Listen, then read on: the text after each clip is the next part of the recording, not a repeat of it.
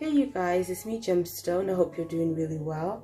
This reading is for Cancer and I'm going to be using Tarot of the Divine. I know it's been like so long since I've done a reading for you guys.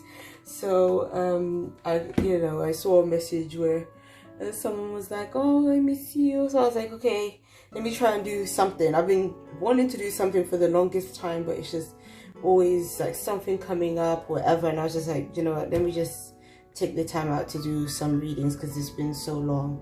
So yeah, this deck is a really lovely one. It's a very multicultural deck. It's got really beautiful artwork, and I'm gonna pull a card from the goddess, this legendary ladies goddess deck.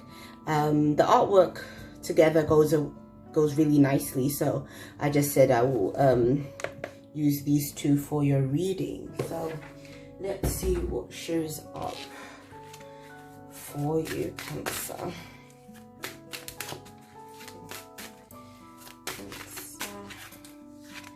You have the Two of Swords. Oh, my ring is catching onto the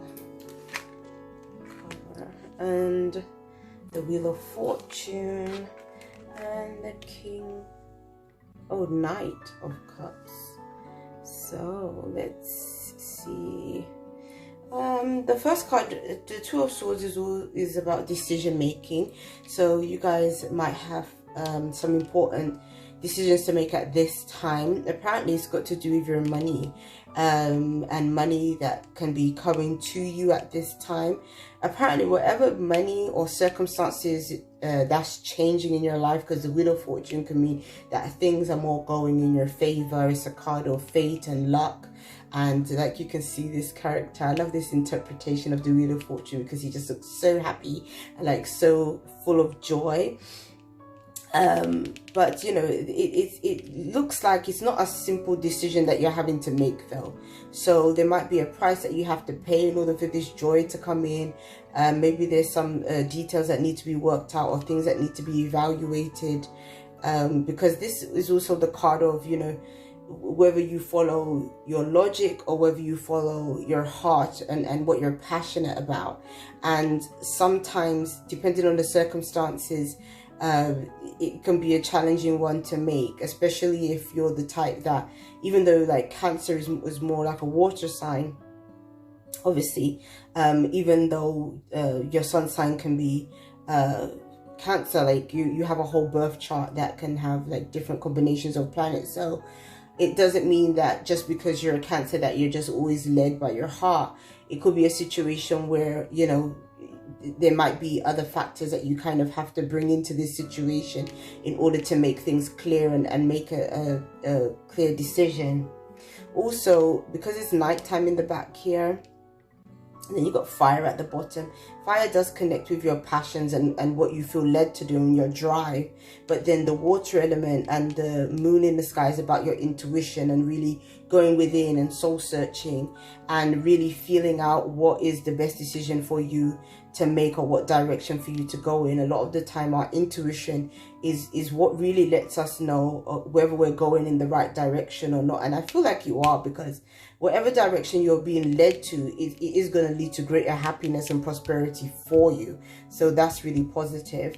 And on the other side, you have the Knight of Cups, which could be you, if you're about in your 20s to 30s kind of age range.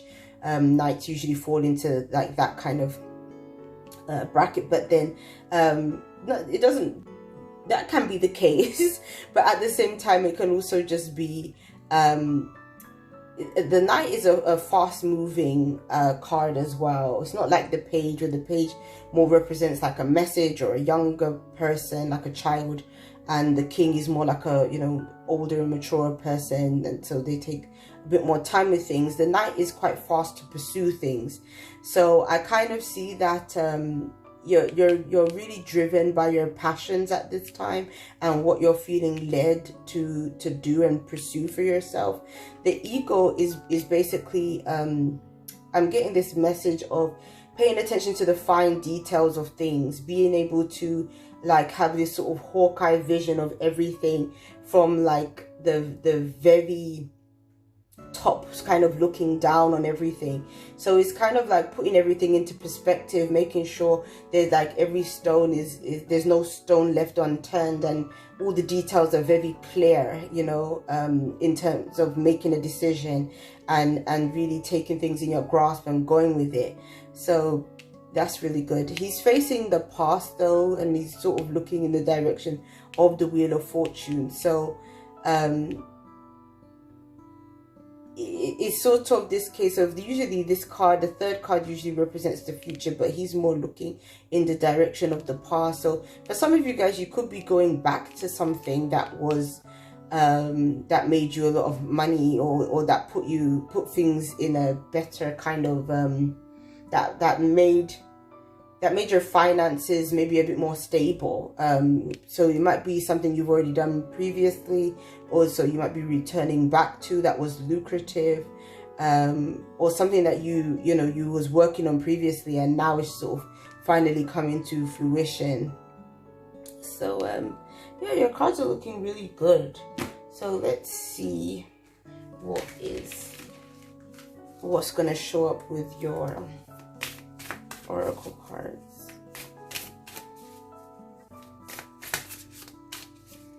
Oracle cards. Oh, I can't pronounce all the names of the goddesses that's in this deck, so I'm not gonna try, because I feel like I'm just really gonna butcher it. But there you go. If you want to look her up, you can do so, because that's another reason why I bought this deck, is to be able to go through each of them and look them up and really study them, because it comes with a little guidebook, which is a little cute thing. You can buy the bigger guidebook for this deck as well, but to be honest, the bigger guidebook doesn't contain that much more information than like the little book that you get with the deck itself.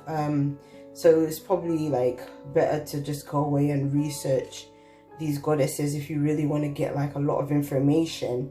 But what I'll do is I'll read the little passage that is in the guidebook, just to give us more of like a better understanding of this goddess. So it says, the mermaid goddess is guiding you through this next stage of your life, so get ready to overcome, transform and transcend. As always, you have to be the one to make the effort, so start dreaming big. Okay, I really like that, especially for what we're seeing here already. I feel like that message really ties everything together. So, you know, this new stage of life that you're moving into sounds really like exciting, and it just feels like a whole new journey, and I just feel like there's going to be good things down the pipeline for you. So many blessings to you, Cancer. I'll be seeing you